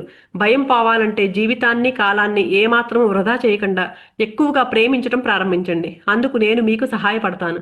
అప్పుడు భయం దానంతటదే అదృశ్యమవుతుంది. అంటే ఎప్పుడైతే ప్రేమతత్వాన్ని పెంచుకుంటామనంటే అప్పుడు దేనికి భయపడం మనము. అందుకని ఆ ప్రేమతత్వాన్ని పెంచుకోమని చెప్తున్నారు. ఎంతకన్నా భయం గురించి నేనేమీ మాట్లాడను. మీరు నేరుగా భయంతో తలపడితే మీరే దాని శక్తిని పెంచిన వారవుతారు. ఎందుకంటే మీ శ్రద్ధ అంతా భయం మీదే ఉంటుంది. అలా మీరు భయానికి బలం చేకూరుస్తారు. భయంతో మీరు చేస్తున్న పోరాటం చీకటిని నాశనం చేయాలని సాయశక్తులుగా ప్రయత్నిస్తున్నట్లుగా ఉంటుంది. మీరు చీకటిని నాశనం చేయలేరు. ఎందుకంటే చీకటి అనేది విడిగా ఎక్కడా ఉండదు. కాబట్టి చీకటి ఉంది అని భావిస్తూనే దానిని తొలగించేందుకు వెలుగును ఎలా తేవాలి అనే దానిపై వెంటనే పని చేయడం ప్రారంభించండి. భయంతో పోరాడేందుకు ఉపయోగించే శక్తిని ఎక్కువగా ప్రేమించేందుకు వినియోగించింది. అంటే ఇప్పుడు చీకటిని పోగొట్టాలంటే పోగొట్టలే. మనం ఎప్పుడైతే వెలుగు తీసుకొస్తాం, ఒక లైట్ చీకటిగా ఉందనుకోండి, దాంతో పోరాడితే ఏమవుతుంది? ఏమవ్వదు. ఎప్పుడైతే ఒక స్విచ్ చేసామనుకోండి, వెంటనే లైట్ వచ్చిందనుకోండి, ఆటోమేటిక్గా చీకటి పోతుంది. అలాగే భయంతో పోరాడడం కాదు, ఎప్పుడైతే ప్రేమను పెంచుకుంటామో ఆ ప్రేమను వినియోగించమంటున్నారు భయాన్ని పోగొట్టుకోవడానికి. ఆ రకంగా మీరు భయాన్ని నిర్లక్ష్యం చేయడం వల్ల దాని శక్తి నశించి దానంతట అదే అదృశ్యమవుతుంది. అమ్మో భయం భయం అనుకుంటూ ఉన్నామనుకోండి, ఆ భయం ఇంకా కొన్ని రెట్లు పెరిగిపోతుంది. అలా కాకుండా ఏమవుతుంది అని ఎప్పుడైతే ప్రేమతత్వంతో ఏదైతే అదే అయింది అనుకుంటామో అప్పుడు దాన్ని నిర్లక్ష్యం చేసాము, భయాన్ని పట్టించుకోలేదు. భయం వేస్తున్న ఒక చీకట్లో వెళ్తున్నామండి, చాలా భయంగా అనిపించింది, ఏదైతే అది అవుతుందని ఎప్పుడైతే వదిలేశారనుకోండి, దాన్ని పట్టించుకోలేదు అనుకోండి, ఆటోమేటిక్గా మాయమైపోతుంది అది. కాబట్టి ప్రేమించడంపై ఎక్కువ శ్రద్ధ వహించండి. మీరు దేన్నైనా తాకాలనుకుంటే మీ ఉనికి అంతా మీ చేతులే అయినట్లుగా, ఆ చేతుల ద్వారా మీరు ప్రవహిస్తున్నట్లుగా వీలైనంత ప్రేమతో తాకండి. అప్పుడు మీ చేతుల నుంచి ఏదో వెలుగుతో కూడిన శక్తి వెచ్చగా ప్రవహిస్తున్న భావన మీకు కలుగుతుంది. మీరు ప్రేమించాలనుకుంటే అన్ని నాగరికతలను, ప్రేమ బోధలను పూర్తిగా మర్చిపోయి పిచ్చిగా రెచ్చిపోయి జంతువులు ప్రేమించుకునేలాగా విశృంఖలంగా ప్రేమించండి. ప్రేమ సమక్షంలో భయం ఉండదు అని ఒకసారి మీరు తెలుసుకున్నట్లయితే మీకు విషయం అర్థమైనట్లే. అప్పుడు ఎలాంటి సమస్య ఉండదు. భయంలో జీవిస్తున్న మనిషి చాలా కఠినంగా తయారవుతాడు. భయమే ఆ కాఠిన్యాన్ని సృష్టిస్తుంది. భయంలో మనం అన్ని తలుపులు కిటికీలు మూసేసి అతి చిన్న చీకటి కలుగులో మూసుకుపోయి జీవించడం ప్రారంభిస్తాము. అలా మన జీవితం ఎప్పుడో ముగిసిపోయిన మన చుట్టూ దృఢమైన ఇనప కవచాన్ని సృష్టించుకుని పరిపూర్ణమైన రక్షణలో భద్రంగా ఉన్నట్లు భావిస్తూ జీవిస్తాము. ఇది జీవితాన్ని అనుభవించే మార్గం కాదు, ఇది ఆత్మహత్య చేసుకునే మార్గము. ఇదే అసలైన ఆత్మహత్య. ఇది ఎప్పుడో మీ సమాధిలోకి ప్రవేశించింది. కాబట్టి సత్యము, ప్రేమ, దివ్యత్వము, అందము, ఆనందాల గురించి మూసుకుపోయిన అస్తిత్వం ఏమీ తెలుసుకోలేదు. లోపలికి ప్రవేశించేందుకు మీరు దేనిని అనుమతించకపోతే మీ చుట్టూ ఏముందో మీరు ఎలా తెలుసుకోగలరు? అది మీకు తెలియకపోతే మీ గురించి మీరు ఎప్పటికీ తెలుసుకోలేరు. ఎవరి గురించి వారికి ఇతరుల ద్వారానే తెలుస్తుంది. ముందు మీరు నువ్వు గురించి తెలుసుకుంటే తర్వాత నేను గురించి తెలుసుకోగలుగుతారు. శిశువు ముందుగా తల్లిని, తండ్రిని, కుటుంబ సభ్యులను, అలాగే గది, గోడలు, ఆటబొమ్మలు వంటి తన చుట్టూ ఉన్న వాటిని తెలుసుకుంటాడని, తర్వాత మెల్లమెల్లగా తన శరీరం గురించి, ఆ తర్వాత తాను ఒక వ్యక్తిగా భావిస్తాడని మనస్తత్వవేత్తలు అంటారు. అంటే ముందు ఆ పసివాడు ఇతరుల గురించి తెలుసుకుంటాడు, ఆ తర్వాత తన గురించి ఇతరుల ద్వారా తెలుసుకుంటాడు. ఇతరులే మీ గురించి వివరంగా చెప్పగలరు. అధికార ఆధిపత్యాలలో జీవించే వ్యక్తి తన వాస్తవాన్ని తెలుసుకోలేడు. ఎందుకంటే అతను వస్తువుల మధ్యలో జీవిస్తాడు. కానీ వస్తువులు మిమ్మల్ని ఒక వస్తువుగానే చెప్పగలవు, కానీ ఆత్మగా నిర్వచించలేవు. గాఢమైన ప్రేమలో మాత్రమే ఎవరైనా తన ఆత్మ గురించి తెలుసుకోగలుగుతారు. ఎందుకంటే అప్పుడే ఎవరైనా ఇతరుల ఆత్మను తెలుసుకోగలరు. ఆ ఇతరుల ఆత్మ మీలో ప్రతిస్పందనలను, ప్రతిధ్వనులను సృష్టిస్తుంది. అకస్మాత్తుగా కాలానికి, శూన్యానికి మించిన కొత్త కోణం ఏదో మీకు తెలుస్తుంది. ఎవరి ముఖం వారు తెలుసుకునేందుకు నువ్వు అనేది అర్థంలా తయారవుతుంది. మీరెవరో మీకు తెలిపేందుకు ప్రేమ ఉత్తమమైన అర్థము. మూసుకుపోయిన మనిషి తన గురించి ఎప్పటికీ తెలుసుకోలేడు. వాడు మోసపూరితమైన గుర్తింపులో జీవిస్తాడు. వాడు తన పేరు, ప్రతిష్ట, డబ్బు, అధికారము, హోదా ఇలా అన్నీ తానే అనుకుంటాడు. కానీ అవన్నీ అర్థం లేనివే. అతను వాటిలో ఏదీ కాడు. అతను జననానికి ముందు, మరణానికి తర్వాత ఉండే ఏదో దివ్యమైన వాడు. కానీ ఆ విషయం అతనికి తెలియదు. ఎవరైనా చాలా మృదువుగా, మెత్తగా, సున్నితంగా, అమాయకంగా తయారై ఎండను, వానను, గాలిని అంగీకరించి వాటికి స్వాగతం పలుకుతూ ఆహ్వానించి తమలోకి అనుమతించినప్పుడే ఈ అస్తిత్వం వారి అంతర్గత కేంద్రంలోకి ప్రవేశించగలదు. అప్పుడే మీరు మీ అంతర్గత కేంద్రాన్ని తెలుసుకోగలుగుతారు. ఆ భావాలతో ఉంటేనే ఆత్మజ్ఞానం అంటే అదే. దాన్ని తెలుసుకోవడమే కదండి. ఈ నెగిటివ్ ఆలోచనలు అన్నిటిని తీసేసి ఇలాంటి భావాలతో ఎప్పుడైతే నిండిపోతామో దాన్ని చేరుకోగలుగుతాము. కానీ ఎవరైనా మృదువుగా ఎలా తయారవ్వాలో, కవచాలను ఎలా వదిలించుకోవాలో, తలుపులు కిటికీలు ఎలా తెరవాలో, భయాన్ని పట్టుకుని వేళ్లాడకుండా మొత్తం అస్తిత్వాన్ని ఎలా ప్రేమించాలో తెలుసుకోవాలి. ఎందుకంటే ప్రేమ ఒక్కటే మీ తలుపులు తెరిచే తాళం చెవి. మీరు ప్రేమలో ఉన్నప్పుడు మాత్రమే ఏమాత్రమూ భయపడకుండా మీ తలుపులు తెరిచి ఇతరులు మీ దగ్గరకు వచ్చేందుకు అనుమతించగలరు. ఎందుకంటే వారు మిమ్మల్ని బాధ పెట్టరు అని మీరు నమ్మగలరు. నా ఏడుపు, నా కన్నీళ్లు, నా బాధలు, నా ఆనందము, నా సంతోషము, ఇలా నా కష్ట సుఖాలన్నీ ఈ అస్తిత్వానివే. నేను బాధపడితే ఈ అస్తిత్వం బాధపడుతుంది, నేను సంతోషపడితే ఈ అస్తిత్వం సంతోషపడుతుంది. ఎందుకంటే నేను ఈ అస్తిత్వంలో ఒక భాగాన్ని. దివ్యమైన ఈ అస్తిత్వానికి వేరే కళ్ళు, కాళ్ళు, చేతులు లేవు. అందరి కళ్ళు, కాళ్ళు, చేతులు అన్నీ ఈ అస్తిత్వానివే. అందుకే మీరు ఏడుస్తూ కన్నీరు కారిస్తే ఈ అస్తిత్వం కూడా ఏడుస్తూ కన్నీరు కారుస్తుంది అని ఏ రోజు మీరు తెలుసుకుని పరిపూర్ణ విశ్వాసంతో ఈ అస్తిత్వాన్ని నమ్ముతారో అప్పుడు అందులో భాగమైన మిమ్మల్ని అది ఎలా బాధ పెట్టగలదు, ఎలా గాయపరచగలదు? అది అసంభవము. కాబట్టి నేను చెప్పేది ఒక్కటే, భయం అనవసరము. ఎందుకంటే అది మిమ్మల్ని మెల్లమెల్లగా చాలా నిదానంగా చంపే విషము. దాన్ని వదిలించుకోండి, లేకపోతే అది మీ శక్తిని హరించి మిమ్మల్ని బలహీనపరుస్తుంది. అలా అది అందరినీ చంపుతుంది, నాశనం చేస్తుంది. అందరూ చస్తూ బతుకుతున్నారే కానీ ఎవ్వరూ సంపూర్ణంగా జీవించట్లేదు. అందరూ చాలా కాలం మరణిస్తారు. అందరిది 80-90 ఏళ్ల దీర్ఘకాల మరణమే. వారు ఆత్మహత్య చేసుకోలేదు. మెల్లమెల్లగా చాలా నిదానంగా ఒక్కొక్క భాగమే క్షీణిస్తూ మరణిస్తారు. అందుకే దానిని ఆత్మహత్య అనరు, కానీ అది కూడా ఆత్మహత్యే. దీర్ఘకాల ఆత్మహత్య అంటే భయపడుతూ ఉంటే నిరంతరం చనిపోవడమే అంటారు కదండి. ప్రతి క్షణము భయపడుతున్నాం అనుకోండి, ప్రతి క్షణము చనిపోతూ ఉన్నట్టే. కాబట్టి భయం ఏమాత్రమూ అవసరం లేదు. నా లెక్క ప్రకారము మనుషుల్లో 99% మంది చస్తూ బతుకుతూ దీర్ఘకాల ఆత్మహత్య చేసుకునేవారే. చాలా అరుదుగా ఏ ఒక్కరో జీవితాన్ని సంపూర్ణంగా జీవిస్తారు. ఎప్పుడైతే మనం ఎలాంటి దుఃఖాలు, బాధలు లేకుండా, భయాలు లేకుండా ప్రశాంతంగా ఆనందంగా బతుకుతున్నామో ఆ క్షణమే మనం సంపూర్ణంగా జీవించినట్లు. అలాంటి వ్యక్తి ఎలాంటి నిబంధనలు పెట్టుకోకుండా అన్ని రకాల అనుభవాలను ఆహ్వానించగల ధైర్యాన్ని కలిగి ఉంటారు. తర్వాత సాన్నిహిత్య భయము. ఎవరైనా నాకు అతి దగ్గరగా వచ్చినప్పుడు నేను ఎందుకు భయపడుతున్నాను? అది కేవలం నమ్మకం లేకపోవడమేనా అని ఒకళ్ళు అడుగుతున్నారు. ఈయన ఏం చెప్తున్నారంటే, ముందు మిమ్మల్ని మీరు నమ్మడం ప్రారంభించండి. అప్పుడే నమ్మకం మీద మీకు నమ్మకం ఏర్పడుతుంది. మిమ్మల్ని మీరు నమ్మితేనే మీరు అందరినీ నమ్మగలరు, ఈ అస్తిత్వాన్ని నమ్మగలరు. మిమ్మల్నే మీరు నమ్మకపోతే మీరు ఎవరిని నమ్మరు, నమ్మలేరు. మీలో ఎలాంటి నమ్మకము కలగదు. దాదాపుగా మనుషులందరూ భయపడుతున్నారు. అందుకే ఎవ్వరూ ఎవరిని దగ్గరికి రానివ్వరు. అందుకే అందరూ ప్రేమ నుంచి తప్పించుకుంటారు. కొన్నిసార్లు వారు ప్రేమ పేరుతోనే ప్రేమ నుంచి తప్పించుకుంటూ ఉంటారు. మనుషులందరూ ఒకరికొకరు దూరంగా ఉంటూ, దూరాన్ని పాటిస్తూ ఇతరులను కొంతవరకే అనుమతిస్తారు. అప్పుడే భయం మొదలవుతుంది. ఏమిటా భయము? ఎవరైనా మీకు అతి దగ్గరగా వస్తే వారికి మీ అంతర్గత శూన్యం తెలిసిపోతుందనే భయము. మీ అంతర్గత శూన్యానికి ఇతరులతో పని లేదు. పైగా దానిని మీరెప్పుడూ అంగీకరించలేకపోయారు. అదే మీ భయము. మీరు చాలా అందంగా అలంకరించబడిన పైపొరని సృష్టించుకున్నారు. మీది చాలా అందమైన ముఖం, మీరు చాలా అందంగా నవ్వుతారు. అలాగే మీరు చాలా చక్కగా భావయుక్తంగా మాట్లాడతారు, పాడతారు. మీది చాలా అందమైన శరీరము, అందమైన వ్యక్తిత్వము. కానీ అవన్నీ పై విషయాలే. వాటి వెనకాల ఉన్నది కేవలం శూన్యమే. అందుకే ఎవరైనా మీకు అతి దగ్గరగా వస్తే మీ అసలు సంగతి మీ మాటల్లో బయటపడుతుందని, అది వారికి తెలిసిపోతుందని, మీదంతా పైనే అని, మీ లోపల ఏమీ లేదని అది మీకు తెలుసని మీ భయము. అంతకు మించి ఏమీ లేదు. అయితే మీ లోపల ఏమీ లేదని కాదు, ఉంది. కానీ దానికోసం మీరు ముందుగా చేయాల్సిన పని చేయలేదు. మీ అంతర్గత శూన్యాన్ని ఆనందంగా అంగీకరించి అందులోకి వెళ్ళడమే మీరు ముందుగా చేయాల్సిన పని. మీ అంతర్గత శూన్యాన్ని తప్పించుకోకండి. అలా చేస్తే మీరు ఎవ్వరిని మీ దగ్గరికి రానివ్వరు.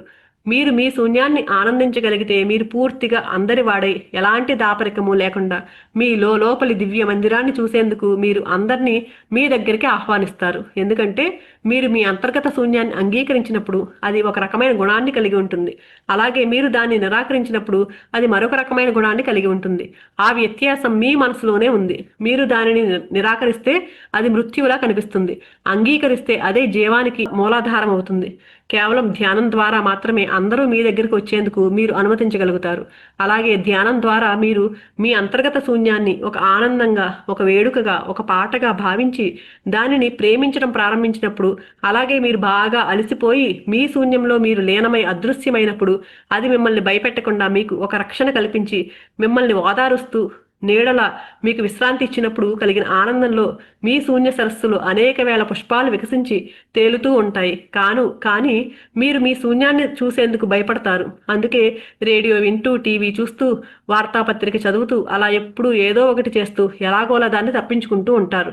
అందుకే మీరు బాగా అలసిపోయినప్పుడు నిద్రలోకి జారుకుని కలగంటారు, కానీ దాన్ని మీరు ఎప్పుడూ ఎదుర్కోరు, దగ్గరకు తీసుకుని కౌగిలించుకోరు. అంటే మనం ఆ ఖాళీగా ఉన్న సమయానంతా ధ్యానం చేస్తూ మన లోపలికి ఆ ఏదైతే అస్తిత్వం, మన అస్తిత్వానికి మనం ఎప్పుడైతే చేరుకుంటామో ఆ ఆనంద స్థితి మనం అనుభవించగలుగుతాము. ఎప్పుడైతే మనం ఆనందంతో ఉంటామో పక్కన వాళ్ళందరినీ కూడా మనం అనుమతిస్తామంటండి. లేకపోతే ఏంటి, ఆ ఆనంద స్థితి మనం అనుభవించలేదనుకోండి, పక్కన వాళ్ళని రావడానికి కూడా మనం అనుమతించమంట. అందుకని ఎప్పుడు ఖాళీ దొరికినా సరే ధ్యానం చేస్తూ మన ఆ అస్తిత్వానికి కనెక్ట్ అవుతాము.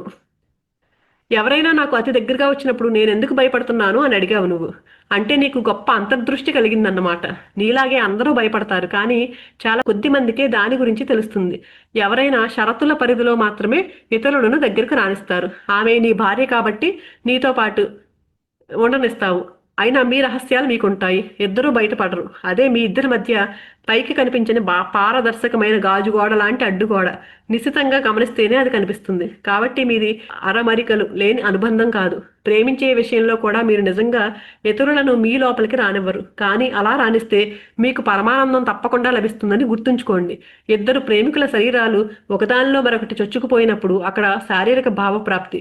రెండు మనసులు ఒకదానిలో మరొకటి చొచ్చుకుపోయినప్పుడు అక్కడ మానసిక భావప్రాప్తి. అలాగే రెండు చైతన్యాలు ఒకదానిలో మరొకటి చొచ్చుకుపోయినప్పుడు అక్కడ ఆధ్యాత్మిక భావప్రాప్తి కలుగుతుంది. మానసిక ఆధ్యాత్మిక భావప్రాప్తుల గురించి మీరు ఇంతవరకు విని ఉండకపోవచ్చు. చాలా అరుదుగా ఏ కొద్ది మందికో అసలైన శారీరక భావప్రాప్తి కలిగింది, కానీ వారు కూడా దాని గురించి మర్చిపోయారు. భావప్రాప్తి అంటే శరీరం అణువణువు పులకించి పరవశిస్తూ ఉరకలు వేసే నూతనోత్సాహంతో పొంగి ప్రవహిస్తూ నాట్యం చేసే శారీరకమైన నూతన శక్తి. అద్భుతమైన ప్రశాంతత దానిని అనుసరిస్తుంది. అంతేగాని అది లైంగిక పరమైనది కాదు. కానీ కనీసం శారీరక భావప్రాప్తి గురించి కూడా ఎవ్వరికీ ఏమీ తెలియదు. కాబట్టి దాని గురించి ఏం చెప్పాలి, ఏం మాట్లాడాలి? మీరు ఎవరినైనా మీకు అతి దగ్గరగా రానిచ్చినప్పుడు తండ్రి, కొడుకు, స్నేహితుడు, ఇలా ఏ అనుబంధం అయినా కావచ్చు, మీ మనసులు అతిగా వ్యాపించి ముందుకు చొచ్చుకుపోవడం ప్రారంభిస్తాయి. అప్పుడు శారీరక భావప్రాప్తికి మించిన దూకుడే ఏదో అక్కడ ఉంటుంది. శారీరక భావప్రాప్తి అందమైనదే, దాంతో దేన్ని పోల్చలేము. కానీ ఒకసారి అది తెలిసిన తర్వాత క్రమేపీ దాని ఆకర్షణ తగ్గుతుంది. ఎందుకంటే అది చాలా బలహీన ప్రత్యామ్నాయం. అందుకే రెండు చైతన్యాలు అంటే నా దృష్టిలో రెండు శూన్యాలు అతిగా వ్యాపించినప్పుడు కలిగే ఆధ్యాత్మిక భావప్రాప్తితో పోల్చినప్పుడు శారీరక భావప్రాప్తి ఏమీ లేనట్లే. గుర్తుంచుకోండి, రెండు శరీరాలు కేవలం ఒకదానికొకటి తాకగలవు, కానీ ఒకదానిపై మరొకటి అతిగా వ్యాపించలేవు. ఎందుకంటే అవి భౌతికమైనవి. ఒకే ప్రదేశంలో రెండు శరీరాలు ఎలా ఉండగలవు? అది అసంభవము. కాబట్టి మహా అయితే మీరు అతి దగ్గరగా తాకగలరు. ప్రేమలో కూడా రెండు శరీరాలు కేవలం ఒకదానినొకటి తాకగలవు అంతే. ఆ చొచ్చుకుపోవడం కూడా పైపైన జరిగేదే. అది తాకడం కంటే ఎక్కువేమీ కాదు.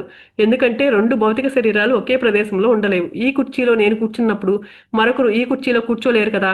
ఎందుకంటే కుర్చీలోని ప్రదేశం ఆక్రమించబడింది. భౌతిక వస్తువులు స్థలాన్ని ఆక్రమిస్తాయి. కాబట్టి రెండు భౌతిక వస్తువులు కేవలం ఒకదానినొకటి తాకగలవు అంతే. భౌతికపరమైన ప్రేమ దౌర్భాగ్యం అదే. మీకు కేవలం భౌతికపరమైన ప్రేమ మాత్రమే తెలిస్తే మీ అంత దౌర్భాగ్యులు మరొకరుండరు. ఎందుకంటే ప్రేమ పేరుతో మీరు కేవలం ఒకరినొకరు తాగుతుండడం వల్ల మీ లోపలి కోరిక ఏకమై ఒకటవుతుంది, కానీ మీరిద్దరూ ఎప్పటికీ ఒకటి కాలేరు. రెండు భౌతిక వస్తువులు ఎప్పటికీ ఒకటి కాలేవు, అది అసంభవము. రెండు మనసులు ఒకటిగా ఏకమై చక్కగా కలిసిపోగలవు. అయినా రెండు ఆలోచనలు ఒకే స్థలాన్ని ఆక్రమించలేవు. ఎందుకంటే అవి చాలా సూక్ష్మ విషయాలు. అవి రెండు వస్తువుల కన్నా చాలా చక్కగా పరస్పరం తాకుతూ తీగల్లా అల్లుకుపోగలవు. ఎందుకంటే వస్తువులు చాలా గట్టిగా ఉండే ఘన పదార్థాలు, ఆలోచనలు అతి సున్నితమైన ద్రవ పదార్థాలు. ఇద్దరు ప్రేమికుల శరీరాలు కలిసినప్పుడు రెండు రాళ్లు దగ్గరైనట్లుగా ఉంటుంది. అలాగే రెండు ఆలోచనలు కలిసినప్పుడు నీళ్లు నూనె కలిసినట్లుగా ఉంటుంది. అవును, ఇది చక్కని కలయికే. అయినా అక్కడ అతి సూక్ష్మమైన విభజన కూడా ఉంది. మీరు ఒకటి ఆలోచిస్తున్నప్పుడు అదే సమయంలో మరొకటి ఆలోచించలేరు. ఎందుకంటే రెండు ఆలోచనలు ఒకే స్థలాన్ని ఆక్రమించలేవు. ఒక ఆలోచన ముగిసిన తర్వాత మీరు మరొక ఆలోచనపై దృష్టి పెట్టగలరు. ఒకసారి ఒక ఆలోచన మాత్రమే మీ మనసులో ఒక స్థానంలో ఉండగలదు. కాబట్టి మానసిక స్థాయి స్నేహంలో కూడా ఏదో కోల్పోయిన లోటు ఉంటుంది. అందువల్ల శారీరక భావప్రాప్తి కంటే మానసిక భావప్రాప్తి కాస్త మెరుగైందే, కానీ ఆధ్యాత్మిక భావప్రాప్తితో దేనిని పోల్చలేము. రెండు శూన్యాలు ఒకటిగా ఏకమవ్వగలవు.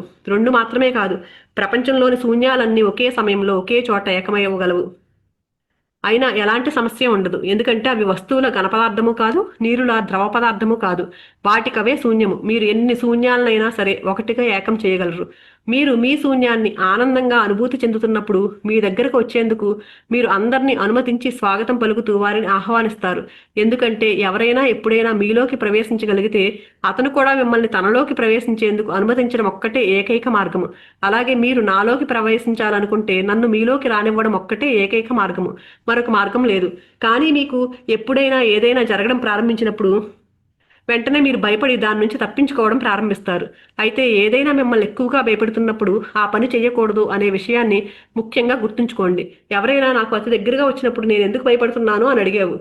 అదొక చక్కని పరిజ్ఞానం. అంటే నీ శూన్యం విషయంలో నువ్వు కాస్త ఎరుకతో ఉన్నట్లే. ఆ ఎరుకను పెంపొందించుకో. అది ఒక గొప్ప అనుభవంగా మిగలని. ఆ శూన్యంలోకి ప్రవేశించు. త్వరలో ఆ శూన్యమే ధ్యానమని, అదే పరమ పవిత్రమైన దివ్యత్వమని తెలుసుకుని ఆశ్చర్యపోతావు. తర్వాత నువ్వే ఒక దేవాలయమే. లోపలికి రావాలనుకునే వారందరికీ తలుపులు తెరిచి ఉంచుతావు. తర్వాత మీ గురించి భయపడుతున్నారా? నా పరిస్థితిని నేను గమనించినప్పుడు నాకు ఇతరులంటే చాలా భయం అని తెలుస్తోంది. కనీసం వారు నా దగ్గరకు వచ్చేందుకు అనుమతించాలా వద్దా అనే ప్రశ్నే తలెత్తలేదు. ఇతరుల పట్ల నాకున్న భయం ఏంటో దయచేసి చెప్పండి అని ఇంకొకళ్ళు అడుగుతున్నారు. మీకు మీరు భయపడితే మీరు ఇతరులకు భయపడతారు. మిమ్మల్ని మీరు ప్రేమిస్తే మీరు ఇతరులను ప్రేమిస్తారు. మిమ్మల్ని మీరు ద్వేషిస్తే మీరు ఇతరులను ద్వేషిస్తారు. ఇతరులు అద్దం లాంటి వాళ్ళు. వారితో అనుబంధం విషయంలో మీరు వారిలో ప్రతిబింబిస్తారు. కాబట్టి అనుబంధంలో ఏది జరిగినా అది ముందే మీలో జరిగి ఉంటుంది. ఎందుకంటే అనుబంధం మీలో ఉన్న దానిని పెద్దది చేసి స్పష్టంగా చూపించగలదు తప్ప దానిని అది సృష్టించలేదు. కాబట్టి మిమ్మల్ని మీరు ప్రేమిస్తే మీరు ఇతరులను ప్రేమిస్తారు. మీకు మీరు భయపడితే ఇతరులకు భయపడతారు. ఇతరులతో సంబంధం పెట్టుకునే విషయంలో మీరు మీ ఉనికిని స్పష్టం చేయడం ప్రారంభిస్తారు. ప్రపంచవ్యాప్తంగా క్రైస్తవులు, మహమ్మదీయులు, హిందువులు, జైనులు అంటూ అనేక రకాలుగా మీరందరూ మిమ్మల్ని మీరు ద్వేషించుకునేలాగా నిబద్ధీకరించబడిన వారే. మీరు ఇతరులను ప్రేమించాలి, కానీ మిమ్మల్ని మీరు ప్రేమించడం చాలా తప్పు అని మీకు బోధించారు. అందువల్ల అందరూ తమని తాము ప్రేమించుకోకుండా ఇతరులను ప్రేమించేందుకు ప్రయత్నిస్తున్నారు. కానీ అది కేవలం ప్రేమ అనే ముసుగు వెనకాల దాగి ఉన్న ద్వేషమే. మిమ్మల్ని మీరు ప్రేమించకపోతే మీరు ఇతరులను ఎలా ప్రేమించగలరు? కాబట్టి ముందు మిమ్మల్ని మీరు ఎలా ప్రేమించాలో నేను మీకు నేర్పుతాను. అప్పుడు మీలో ప్రేమ ఉదయిస్తుంది. అప్పుడే దానిని మీరు అందరికీ పంచగలరు. అది జరగాలంటే ముందుగా మీలో ప్రేమ ఉదయించాలి. అంటే మనం ఎవరికైనా ఏమైనా పంచాలంటే ముందు మన దగ్గర ఉండాలి కదండి. అది ప్రపంచవ్యాప్తంగా అలా ఎక్కడా జరగట్లేదు. అందుకే ప్రపంచం అత్యంత దీనావస్థలో ఉంది. అందరూ ప్రేమించేందుకు ప్రయత్నిస్తున్న వారే, కానీ వారి ప్రేమకు మౌలికమైన ఆధారం ఏదీ లేదు. అంతేకాదు దానికి పునాది లోపించింది. కాబట్టి అలాంటి వారిలో ప్రేమ ఉదయించడము అసంభవము. మిమ్మల్ని మీరు ప్రేమించండి. అప్పుడు ప్రతి చోట మీరు ఉన్నట్లు మీకు తెలుస్తుంది. మీరు ఒక మనిషి, మీలాగే అందరూ మనుషులు అనేది వాస్తవము. కానీ వారి రూపాలు, పేర్లు మాత్రం భిన్నంగా ఉంటాయి అంతే. మరి కాస్త ముందుకెళ్ళి జంతువులను గమనిస్తే అవి కూడా మీలాగే రూపంలో కాస్త తేడా తప్ప అన్నీ ఒకేలా ఉంటాయి. అలాగే చెట్లు, రాళ్ళు కూడా. ఎందుకంటే అవన్నీ మీలాగే ఈ అస్తిత్వంలో ఉన్నవే. అందువల్ల ఈ అస్తిత్వం అంతా ఒకేలాగా ఉంటుంది. కాబట్టి మిమ్మల్ని మీరు ప్రేమించడం ప్రారంభించడం ద్వారా మీ ప్రేమకు హద్దులే లేని అనంత తీరాలకు విస్తరించనివ్వండి. ఇతరుల పట్ల మీకున్న భయం పోయేందుకు అదొక్కటే మార్గము. నిశ్చలమైన సరస్సులో రాయి విసరకుండా అలల కోసం నిరీక్షించడం అవివేకము. మిమ్మల్ని మీరు ప్రేమించడం ప్రారంభించినప్పుడే మీలో ఉన్న ప్రేమ మీ హృదయ సరస్సులో అన్ని వైపులకు విస్తరించి ఇతరుల పట్ల మీకున్న భయాన్ని పోగొడుతుంది. ముందు అది మీలో జరగాలి. స్పందించే మీ హృదయ తరంగమే ప్రేమ. అది మీలో అన్ని వైపులకి విస్తరించి మీ హృదయ గీతాన్ని అందరికీ వినిపించాలని, మీ ఆనంద పరమానందాలను, మీ సర్వస్వాన్ని అందరికీ పంచాలని ఆశిస్తూ ఉంటుంది. కానీ మిమ్మల్ని మీరు ద్వేషించుకునేలాగా అది తప్పు, ఇది పాపము, అది మీరు చేయకూడదు అంటూ చేసిన బోధనలు మీ హృదయాన్ని దాదాపు నాశనం చేయడం వల్ల మిమ్మల్ని మీరు ప్రేమించుకోలేకపోయారు. అప్పుడు మీరు ఇతరులను ఎలా అంగీకరించగలరు? చివరికి మీ దేవుడు కూడా మిమ్మల్ని ఖండిస్తూ పైనుంచి మిమ్మల్ని భయపెట్టేవాడే. ఆ భయం వల్ల మిమ్మల్ని మీరు అణుచుకుంటూ మీలో మీరే ఒక మూలకు చేరిపోయి, అంటే చిన్నప్పటి నుంచి మనకు చెప్పేస్తారు కదండి, నువ్వు ఇలా చేస్తే ఆ దేవుడు నిన్ను శిక్షిస్తాడు, అలా పెద్దలే చెప్పేస్తూ ఉంటారు కదండి. అది కూడా ఆ భయాన్ని కూడా పెట్టేస్తారు. ఆ భయం వల్ల మిమ్మల్ని మీరు అణుచుకుంటూ మీలో మీరే ఒక మూలకు చేరిపోయి ఎవ్వరికీ కనిపించకుండా మరుగున పడిపోతారు. అప్పుడు మీ కోపతాపాలు, మీ ఈర్ష్య, అసూయలు, మీ ద్వేషభావాలు, ఇలా మీ గురించి ఎవ్వరికీ ఏమీ తెలియదు. అలా తెలియకుండా మీ చుట్టూ ఒక రక్షణ కవచాన్ని సృష్టించుకుని మీ వాస్తవాలు బయటపడకుండా అందరికీ దూరంగా అందులోనే జీవిస్తూ ఉంటారు. మీరెవ్వరిని కలిసినా మీ వాస్తవాలు బయటపడతాయని మీలోని భయము. మీ గురించి మీరు భయపడుతున్నారు కాబట్టి ఇతరులంటే భయపడుతున్నారు. ఆ భయాన్ని మీలో సృష్టించబడిన అపరాధ భావనను విడిచిపెట్టండి. మీ రాజకీయ నాయకులు, మతాచార్యులు ఇలా అందరూ మీలో అపరాధ భావనను సృష్టించేవారే. ఎందుకంటే మిమ్మల్ని నియంత్రించేందుకు, మోసగించేందుకు అదొక్కటే వారికి అతి సులభమైన మార్గము. మీరు వారిని అంగీకరించారు కాబట్టి వారు మిమ్మల్ని నిరసించగలిగారు. అలా వారు మిమ్మల్ని నిరసించకపోతే మీరు పరిపూర్ణమైన స్వేచ్ఛలో చాలా హాయిగా అన్ని రకాలుగా చాలా చక్కగా తయారయ్యి అన్నింటినీ ప్రశ్నించగలిగే స్థాయికి ఎదిగి వారికి పెద్ద సమస్యగా తయారవుతారు. అప్పుడు మిమ్మల్ని నియంత్రించడం వారికి చాలా కష్టం అవుతుంది. అన్నీ చక్కగా ఉన్న వ్యక్తిని నియంత్రించడం చాలా కష్టము. అందుకే మీ రాజకీయ నాయకులు, మతాచార్యులు ఇలా అందరూ అదే పనిగా మిమ్మల్ని అన్ని విషయాలలో నిరసిస్తూ మీలో అపరాధ భావనను సృష్టించి మీపై నియంత్రణగా చలాయిస్తూ మీరు చేస్తుంది తప్పు, అలా చేయకూడదు, మేము చెప్పినట్లు ఇలా నడుచుకోవాలి అంటూ నిరంకుశంగా మీకు ఆదేశిస్తారు. అలా వారు మీరు తప్పు అనే భావనను ముందు మీలో కలిగించి దానిని సరి చేసేందుకు మీకు మార్గదర్శకాలు ఇస్తారు. ఒక్కసారి మీరు తప్పు అనే భావన మీలో కలగగానే వారి మాటలు మీరు శిరసావహిస్తారు. అందుకే మిమ్మల్ని మీరు యథాతథంగా అంగీకరించండి. ఈ అస్తిత్వం ఆశ కూడా మీరు అలా ఉండాలని, అది నిర్ణయించిన మీ గమ్యం కూడా అదే. కాబట్టి దానిని అంగీకరించి హాయిగా ఆనందంగా విశ్రాంతి పొందండి. రూపాంతరం అదే జరుగుతుంది. అది ఏదో ప్రయత్నిస్తే వచ్చేది కాదు. అది మిమ్మల్ని మీరు గాఢమైన ప్రేమతో పరవశించి అంగీకరించడం ద్వారా వస్తుంది. తెలియని అచేతనమైన ఎలాంటి నిబద్ధీకరణ అక్కడ ఉండదు. కేవలం బేషరతు అంగీకారం మాత్రమే అక్కడ ఉంటుంది. కాబట్టి వెంటనే మీకు మనుషులంటే భయం లేదని తెలుస్తుంది. వారితో మీరు చాలా హాయిగా ఉంటారు. మనుషులందరూ దివ్యంగా కనిపించే అందమైన వారు. మీరు వారిని ప్రేమిస్తూ వారిలోని దివ్యత్వాన్ని బయటపెడతారు. మీరు ఒక వ్యక్తిని ఎప్పుడు ప్రేమించినా వారిలోని దివ్యత్వం అగ్రస్థానంలో ఉంటుంది. ఎందుకంటే ఎవరైనా మిమ్మల్ని ప్రేమించినప్పుడు మీలోని వికారాన్ని మీరు ఎలా చూపగలరు? కాబట్టి మీ అందమే పైకి వస్తూ క్రమక్రమంగా మీ వికార స్వరూపం అదృశ్యమవుతుంది. ప్రేమ ఒక రసవాదము. మిమ్మల్ని మీరు ప్రేమిస్తే మీ వికార స్వరూపం మీలోనే లీనమవుతుంది. అలా అది అదృశ్యమే రూపాంతరం చెందుతుంది. అప్పుడు అందులోంచి ఒక నూతన శక్తి విడుదలవుతుంది. అన్నింటిలోనూ శక్తి ఉంటుంది. మీ కోపంలో కూడా చాలా శక్తి ఇమిడి ఉంటుంది. అలాగే మీ భయానికి కూడా కదలలేని, ఊపిరాడని బలహీనమైన శక్తి చాలా ఉంటుంది. ఆ భయం పోయినప్పుడు దాని స్వరూప స్వభావాలు అంతరించి నూతన శక్తి విడుదలవుతుంది. అలాగే కోపం అదృశ్యమైనప్పుడు కూడా చాలా శక్తి విడుదలవుతుంది. అసూయ అదృశ్యమైనప్పుడు ఇంకా ఎక్కువ శక్తి విడుదలవుతుంది. పాపాలు అని చెప్పినవన్నీ కూడా అదృశ్యమవుతాయి. అంటే వాటిని మీరు మార్చాలని కాదు, మిమ్మల్ని మీరు ప్రేమించాలి. అప్పుడు వాటంతట అవే మారిపోతాయి. మార్పు అనేది కేవలం ఒక ఉపోత్పత్తి, అది ఒక పరిణామము. అప్పుడు చాలా అద్భుతమైన శక్తి విడుదలవుతుంది. ఫలితంగా మీకు రెక్కలొచ్చి చాలా ఎత్తులు ఎదగడం ప్రారంభిస్తారు. మిమ్మల్ని మీరు ప్రేమించండి. దానిని మౌలికమైన ఈశ్వరాజ్ఞగా పాటిస్తే తక్కినవన్నీ దానిని అనుసరిస్తాయి. ముందు మిమ్మల్ని మీరు ప్రేమించడమే అందుకు పునాది. అంటే ఎప్పుడైతే మనల్ని మనం ప్రేమించడం మొదలు పెట్టామనుకోండి, ఇలాంటి ఈర్ష్య, అసూయ, కోపము, ద్వేషం ఇలాంటివన్నీ మాయమైపోతాయి. ఆ నెగిటివ్ భావనలు ఏవైతే ఉంటాయో అవన్నీ ఈ ప్రేమలో మాయమైపోతాయి. అందుకని మీరు ఈ ప్రేమతో రూపాంతరం చేసుకోండి ఆ భావాలన్నీ అని చెప్తున్నారు. మిగిలింది రేపు చెప్పుకుందామండి. థ్యాంక్ యూ సో మచ్ అండి.